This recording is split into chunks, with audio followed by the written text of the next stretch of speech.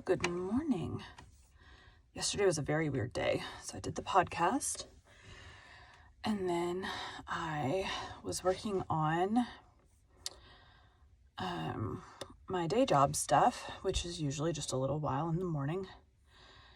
And why is it not clicking away? I was working on it. I was like data entrying stuff. And my power went out in the middle of typing in information, and it did not come on for several hours. So I typically start narrating around, I try to eat lunch around, so I do school with my daughter. I homeschool from 10 to 11 usually. Yes, it is that fast. My child is smart. She's also in third grade. So it goes by relatively quickly. We just sit down, we get it done. It takes an hour, and then she goes about whatever she wants to do with the rest of her day. She's a busybody child, so she switches back and forth between TV and games and playing with her toys and doing crafting stuff. And she is of the, if you need me, yell or come get me. So it happened before we do school. There is a knot right here. Anyways, so it happened before we did school, and her school is internet-based, and so we were not able to do school yesterday because we did not have internet. So I spent all day catching up on editing podcast episodes. Power didn't come back on until 2 something, which was oh my God, dude, why is this not so bad? I'm about to start using different stylers in my hair to see if we can keep that from happening, because I'm not a fan. Or I need a brush. Anyways, regardless. So I didn't have power. Now, as soon as the power went out, my husband got a 3D printer for Christmas. And it was in the middle, smack dab in the middle. It was a day into a 2-day print. And a couple months ago, we had lost power, and I had bought a rechargeable electric generator for if we lost power, I could plug my fan in so I could still record, so the sound levels would be the same and everything. But what happened was I did not know if that printer lost power for several hours. It has a pause function, but I didn't know if it loses power, does the pause function still pick it up in several hours? So the first thing I did was rush the generator to the printer. It's this big. It's heavy, but not it's maybe 20 pounds maybe. So I rushed that to the printer. We get it plugged in. It was draining about 10% of the generator every 30 minutes. So it was draining relatively quickly. Thankfully it was fully charged. But yeah, so that was our day. So now we're now we're gonna save to get a bigger generator, because this one was just a small one, which I actually ran it a couple weeks ago. I was using it to power my fan because we had bought the thing and then hadn't used it, because it's meant to power my fan so the noise levels stay the same while I'm recording. But it only works if it's accessible and charged, and if you leave something plugged in or just with a full charge on it for an excessive amount of time, whether that be a phone, a tablet, a computer, whatever it is, if you're not draining it occasionally, the battery will not last as long. So I had a couple weeks ago used it to power my fan, and it took several days to get it. I think it got it down to 40%, and then I just plugged it in at that point. But this 3D printer went through it pretty fast. And then when power did come back on, I plugged in because it came back on, but it would flick off and then back on and off and on, and I didn't want the printer whatever, so I had it still plugged into the generator, but the generator plugged in, but it was charging 3/4 as fast as it was discharging. So we went from losing 10% an hour to or every 30 minutes to 3 or 4% every 30 minutes. So that was my day of, is this print going to die after a day of printing? The answer is it was just fine. And then the power did come back on steadily, and I paused it, which I'd never done before. It's my husband's printer, but he was at work. So paused it, got it plugged into the wall, got the generator was charging, which is now fully charged this morning, and the print finished. So I'm like, my husband has a couple, this was a 2-day print. He has like a 3 or 4-day print he wants to do. I'm like, wait till like the storm leaves Texas, which I think today is supposed to be back to normal. So I'm like, start it tomorrow. Okay, so we are going to do Rainbow Valley. We are chapter 15, 16, 17. Audiobook. The good news was, though, with all of that downtime, I had not edited any podcast chapters this week, so I was able to get all of them done, which was nice.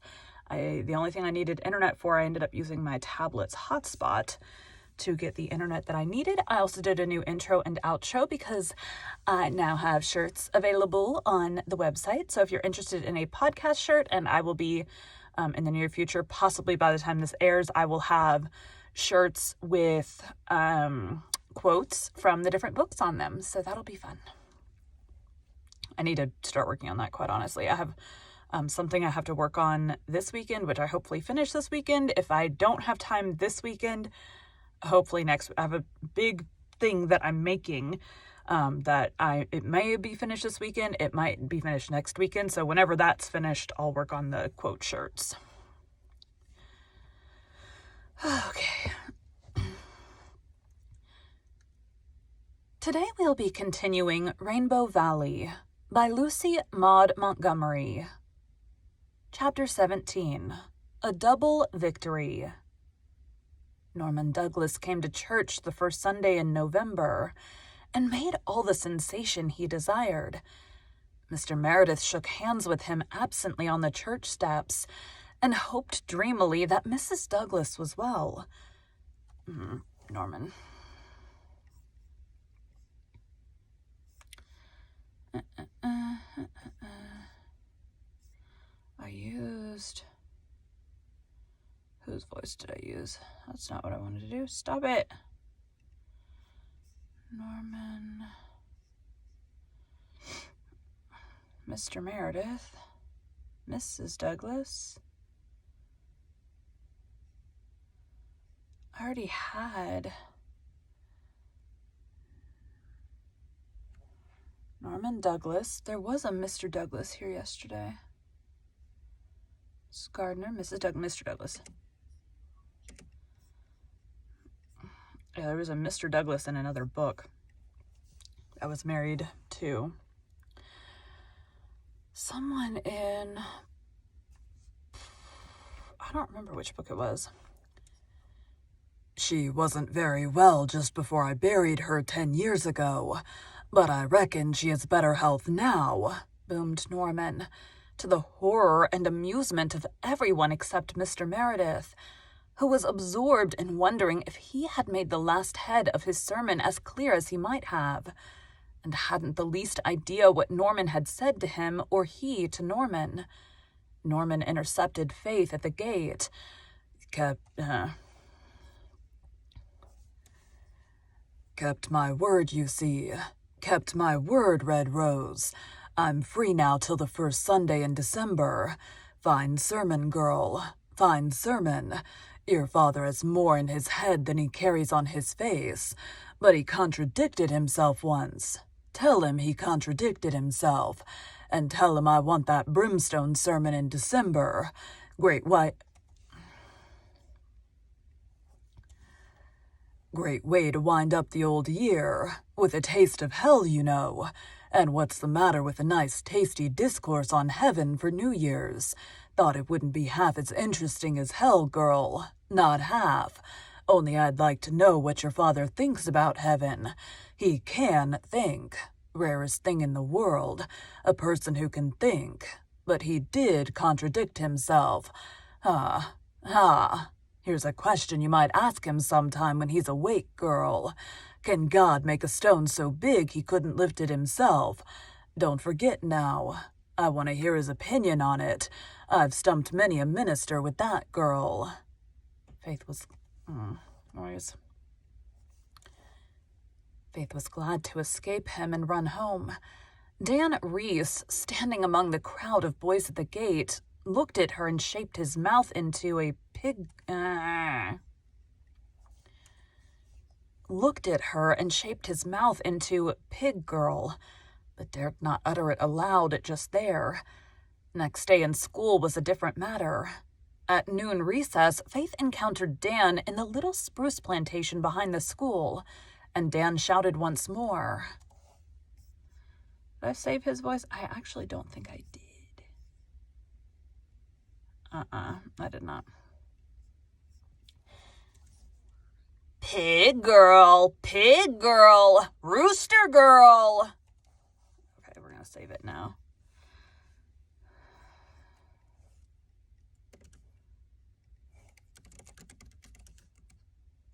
Undo. This one, go back.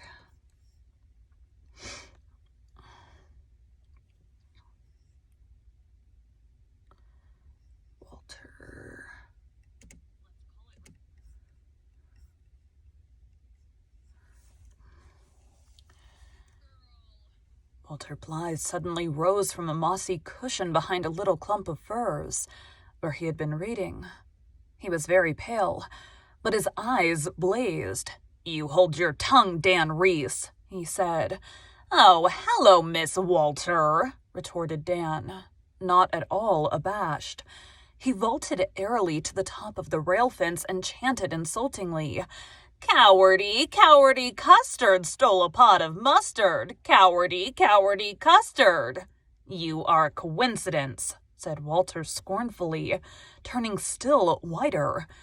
He had only a very hazy idea what a coincidence was, but Dan had none at all, and thought it must be something peculiarly opprobrious. "Yeah, cowardy," he yelled again. "Your mother writes lies, and Faith Meredith is a pig girl. A pig girl, and she's a rooster girl. Yeah, cowardy, cuss." Dan got no further. Walter had hurled himself across the intervening space and knocked Dan off the fence backward, with one well-directed blow. Dan's sudden inglorious sprawl was greeted with a burst of laughter and a clapping of hands from Faith. Dan sprang up, purple with rage, and began to climb the fence. But just then the school bell rang, and Dan knew what happens to boys who were late during Mr. Hazard's regime. We'll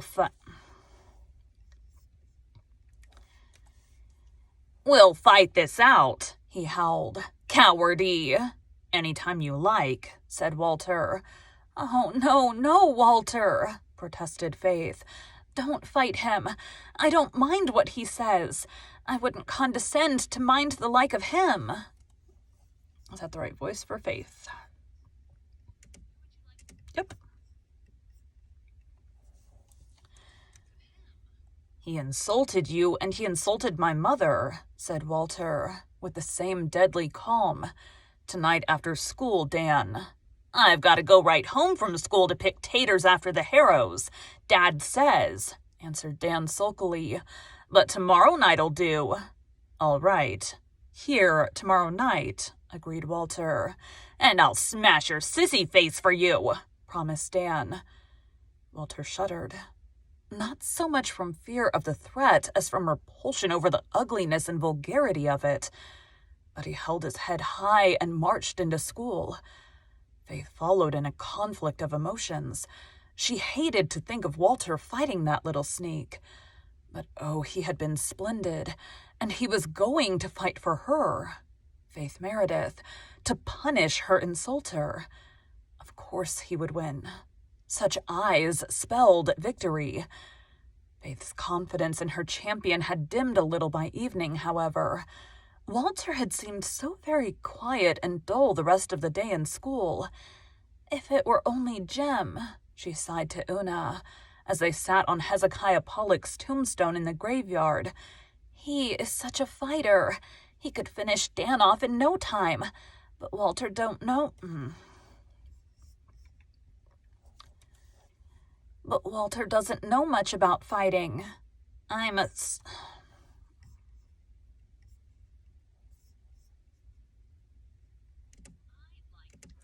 I'd like. I'm so afraid he'll be hurt, sighed Una, who hated fighting and couldn't understand the subtle secret exultation she divined in Faith. He oughtn't to be, said Faith uncomfortably. He's every bit as big as Dan. But Dan's so much older, said Una. Why, he's nearly a year older. Dan hasn't done much fighting when you come to count up, said Faith.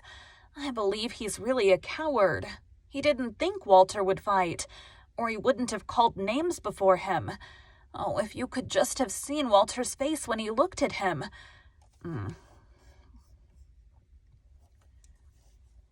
Oh, if you could just have seen Walter's face when he looked at him, Una. It made me shiver. With a nice shiver. He looked just like Sir Galahad in that poem Father read us on Saturday.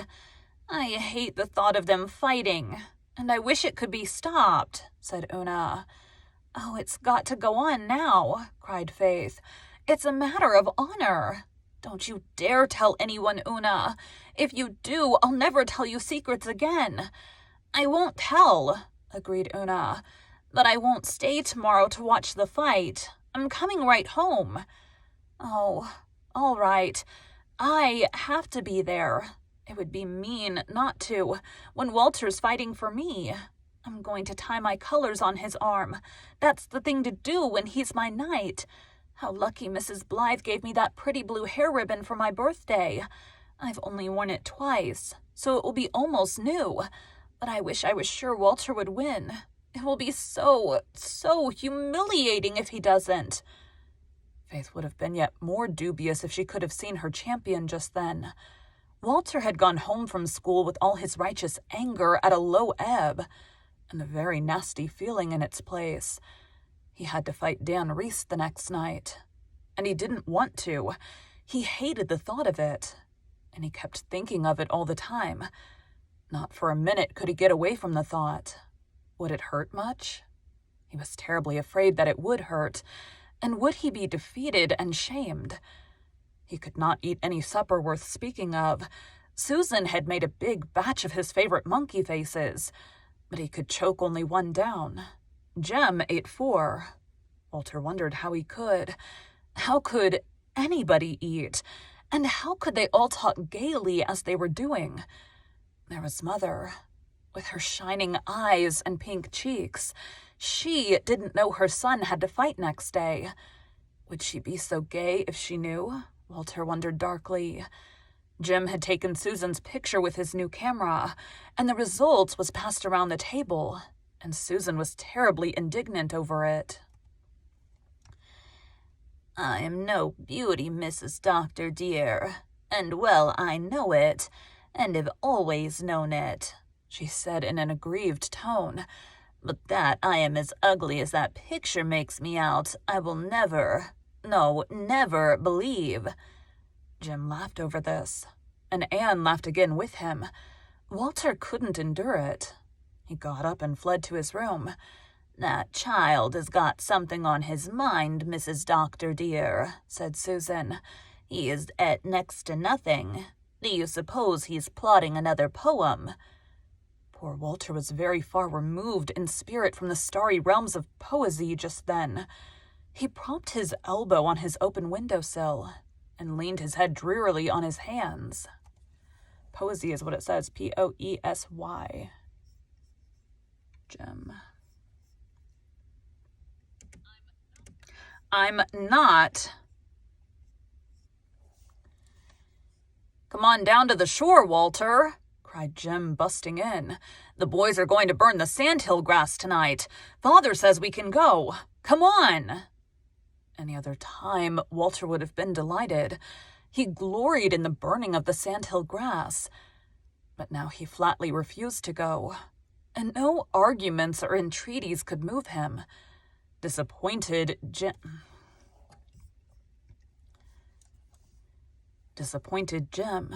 who did not... Oh my gosh, weird noise. Disappointed Jim, who did not care for the long dark walk to Four Winds Point alone, retreated to his museum in the garret and buried himself in a book. He soon forgot his disappointment, reveling with the heroes of old romance, and pausing occasionally to picture himself a famous general, leading his troops to victory on some great battlefield. Walter sat at his window until bedtime. Di crept in, hoping to be told what was wrong, but Walter could not talk of it even to Di. Talking of it seemed to give it a reality from which he shrank. It was torture enough to think of it. The crisp, withered leaves rustled on the maple trees outside his window. The glow of rose and flame had died out of the hollow, silvery sky, and the full moon was rising gloriously over Rainbow Valley. Afar off, a ruddy wood fire was painting a page of glory on the horizon beyond the hills. It was a sharp, clear evening, when far-away sounds were heard distinctly. A fox was barking across the pond. An engine was puffing down at the Glen station. A blue jay was screaming madly in the maple grove. There was laughter over on the manse lawn. How could people laugh? How could foxes and blue jays and engines behave as if nothing were going to happen on the morrow? "Oh, I wish it was over," groaned Walter. He slept very little that night, and had hard work choking down his porridge in the morning. Susan was rather lavish in her platefuls. Mr. Hazard found him an unsatisfactory pupil that day. Faith Meredith's wit seemed to be wool-gathering, too. Dan Reese kept drawing surreptitious pictures of girls with pig or rooster heads on his slate, and holding them up for all to see. The news of the coming battle had leaked out, and most of the boys and many of the girls were in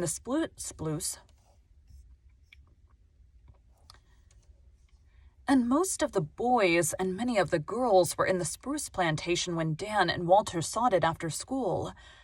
Una had gone home, but Faith was there, having tied her blue ribbon around Walter's arm.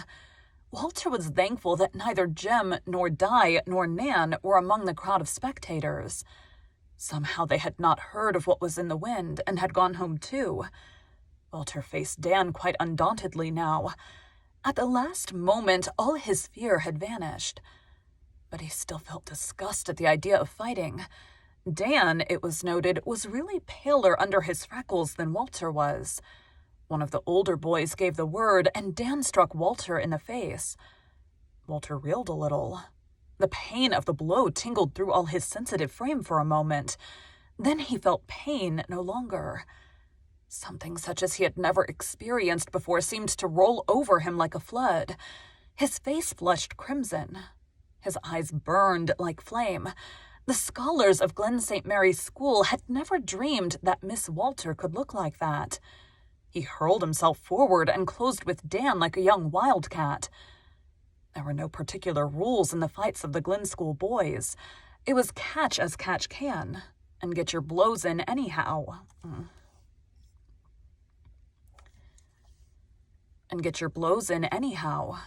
Walter fought with a savage fury and a joy in the struggle against which Dan could not hold his ground.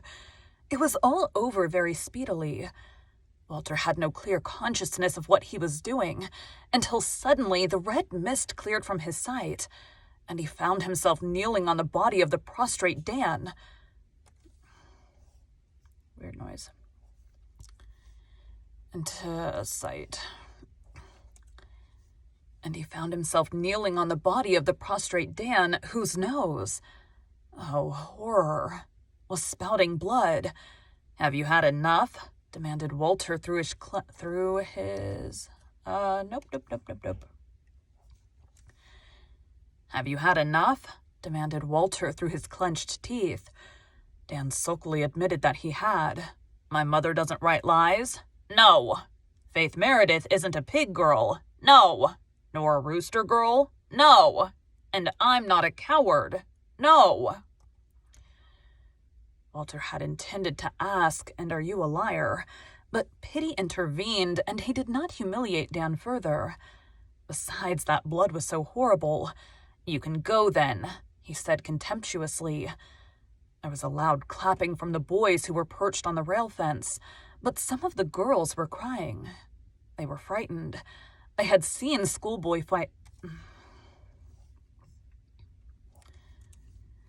They had seen schoolboy fights before, but nothing like what Walter... dang it. They had seen schoolboy fights before, but nothing like Walter as he had grappled with Dan. There had been something terrifying about him. They thought he would kill Dan. Now that all was over, they sobbed hysterically, except Faith, who stood tense and crimson-cheeked. Walter did not stand for any conqueror's meed. He sprang over the fence and rushed down the Spruce Hill to Rainbow Valley. He felt none of the victor's joy, but he felt a certain calm satisfaction in duty done and honor avenged, mingled with a sickish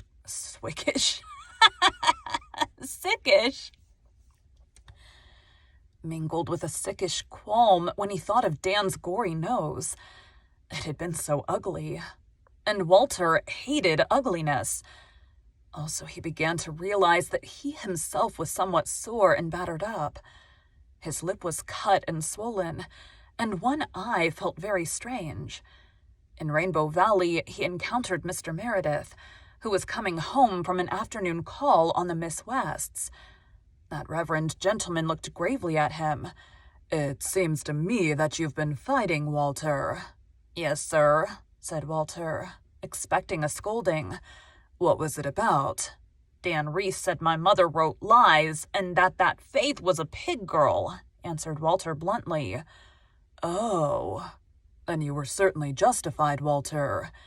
"Do you think it's right to fight, sir?" asked Walter curiously.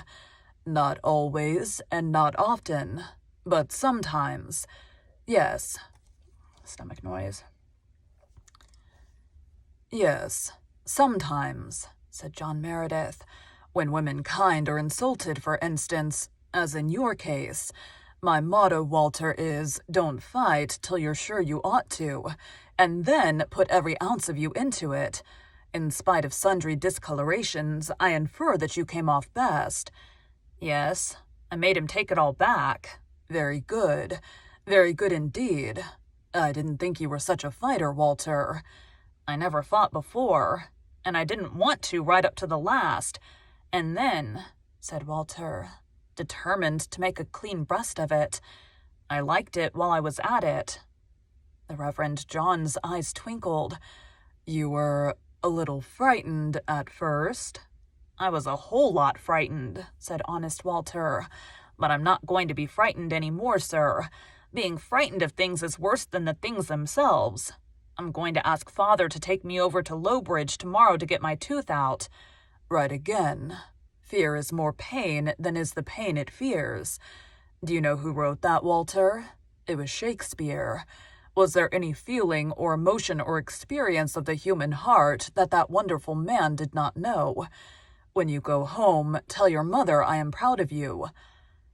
Walter did not tell her that, however, but he told her all the rest, and she sympathized with him and told him she was glad he had stood up for her and Faith, and she anointed his sore spots and rubbed cologne on his aching head.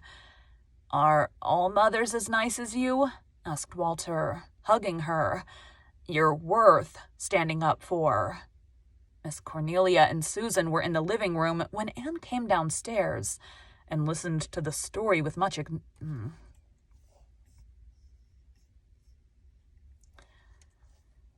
Miss Cornelia and Susan were in the living room when Anne came downstairs and listened to the story with much enjoyment. Susan, in particular, was highly gratified. "I'm real glad to hear he has had a good fight, Mrs. Doctor, dear. Perhaps it may knock that poetry nonsense out of him. And I never could bear that little viper of a Dan Reese. Will you not sit nearer to the fire, Mrs. Marshall Elliott? These November evenings are very chilly." "Thank you, Susan. I'm not cold. I called at the manse before I came here and got quite warm, though I had to go to the kitchen to do it, for there was no fire anywhere else. The kitchen looked as if it had been stirred up with a stick, believe me." Ouch. "Mr. Meredith wasn't home. I couldn't find out where he was, but I have an idea that he was up at the Wests. Do you know, Anne dearie, they say he's been going there frequently all the fall, and people are beginning to think he's going to see Rosemary." He would get a very charming wife if he married Rosemary, said Anne, piling driftwood on the fire. She's one of the most delightful girls I've ever known. Truly one of the race of Joseph. Yes, only she's an Episcopalian, said Miss Cornelia doubtfully.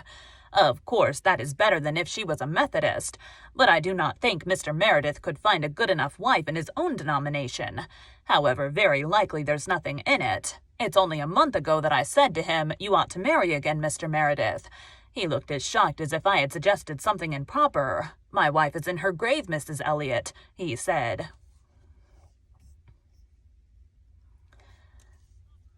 "My wife is in her grave, Mrs. Elliot," he said, in that gentle, saintly way of his.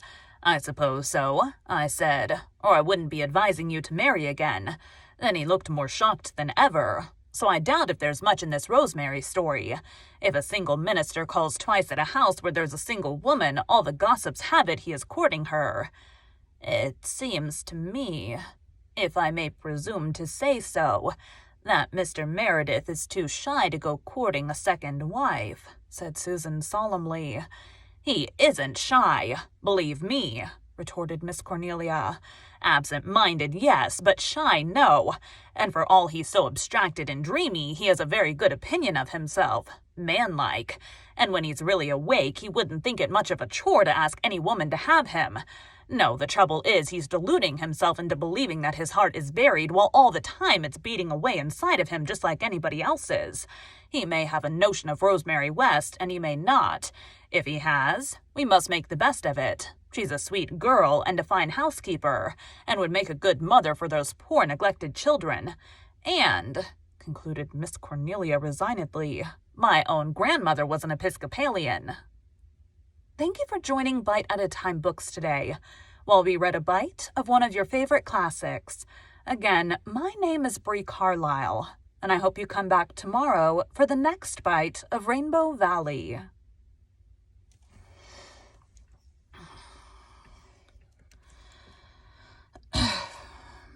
All right. One more chapter, about 15 minutes. This going slower, I kind of like it. But also, it takes more time. Thanks, guys.